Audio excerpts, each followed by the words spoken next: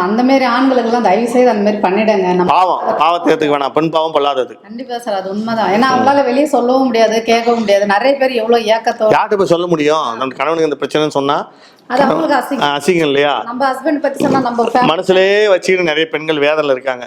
கண்டிப்பா கண்டிப்பா. மகாலட்சுமி நிறைய பெண்கள் எனக்கு வந்து ஃபோனில் சொல்லுவாங்க, சார் எங்கள் கணவர் கூட இருக்கவே மாட்டேன்றார் சார், கஷ்டமாக இருக்குது சார் அப்படின்னு சொல்லுவாங்க, ஃபீல் படுவாங்க.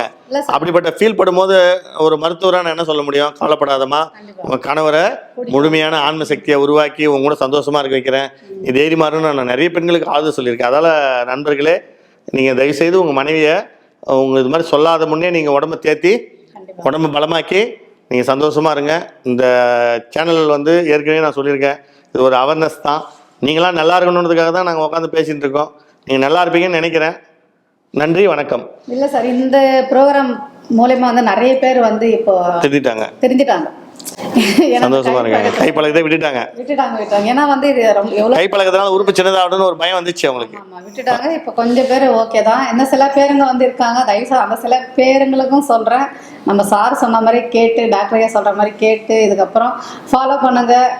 இன்னும் உங்களுக்கு என்னென்ன வேணும், என்னென்ன டவுட் வேணுமா அப்படின்ட்டு கீழே இருக்கிற நம்பருக்கு பார்த்து மெசேஜ் பண்ணி கமெண்ட் பண்ணுங்கள், சப்ஸ்கிரைப் பண்ணுங்கள். மீண்டும் இன்னொரு நிகழ்ச்சியில் சந்திக்கலாம். நன்றி, வணக்கம்.